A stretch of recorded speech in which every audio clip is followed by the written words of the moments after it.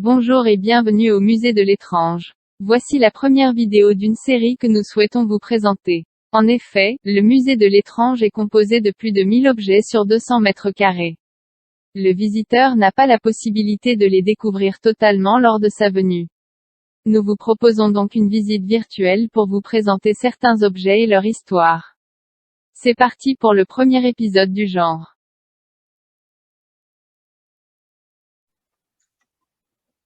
La première vidéo du étrange, nous avons décidé de tester une mouture et nous allons proposer, André Douzet et moi-même, une petite histoire sur un objet du musée.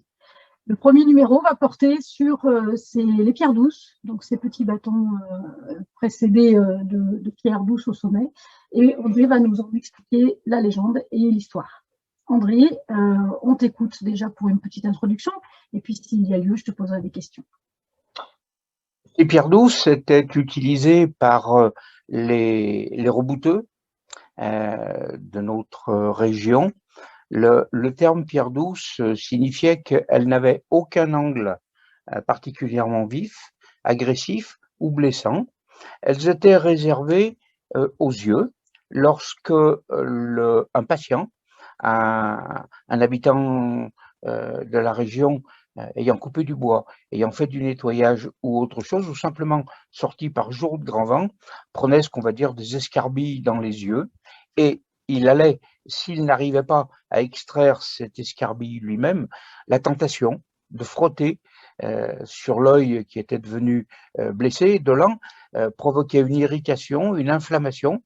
Plus ça s'irritait, plus le patient frottait, et plus il frottait, plus ça s'irritait. Ce qui fait qu'en fin de journée, il se retrouvait avec un œil gonflé et allait voir le rebouteux pour voir ce qu'il pouvait faire pour lui. Et à ce moment-là, le rebouteux utilisait ces pierres qui sont là. Ces pierres de couleurs différentes étaient appropriées, d'après le rebouteux, le soigneur, le guérisseur, était attribué à l'escarbille qu'on avait pris dans l'œil. Pour certains travaillant le métal, c'était une escarbille métallique. Pour d'autres qui travaillaient, par exemple, à la scierie ou à l'abattage du bois, ou dans un endroit où il y avait du bois, de la sciure, du travail de bois, c'était des escarbilles de bois, ou tout simplement une poussière en allant au champ ou ailleurs, un grain de sable, si on peut dire, qui rentrait dans l'œil. Et selon la pierre ou l'escarbille qu'on avait dans l'œil, il utilisait une de ces pierres douces. Il allait les chercher souvent dans sa cave, où elles étaient au frais, dans un endroit humide.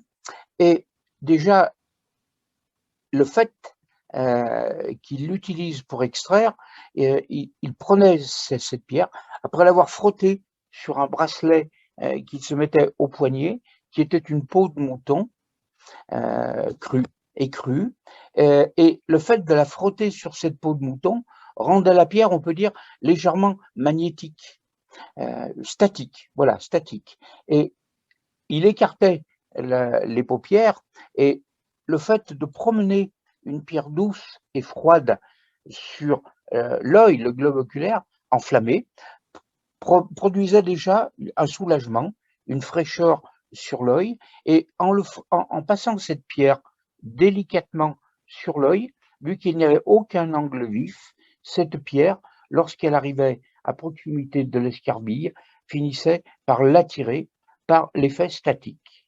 Voilà. Ensuite, évidemment, il donnait quelques gouttes pour les yeux. Souvent, c'était de la camomille ou du bleuet en infusion ou en distillation, ce qui finissait de calmer la paupière ou l'œil s'il y avait eu une irritation plus prolongée. Ces pierres étaient dites douces par le fait qu'elles n'avaient aucun angle vif, donc on ne pouvait pas accentuer la blessure.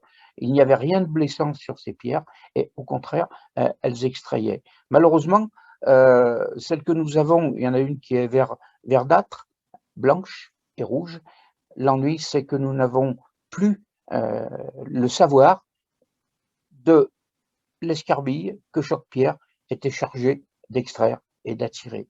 Évidemment, pour le patient ou la patiente qui repartait de chez le rebouteux soulagé, ces pierres avaient une vertu magique. On peut supposer que le rebouteux l'utilisait après une sorte de rituel ou de simulacre de rituel qui accentuait l'effet, on va dire, tout à fait naturel et explicable de ces pierres douces.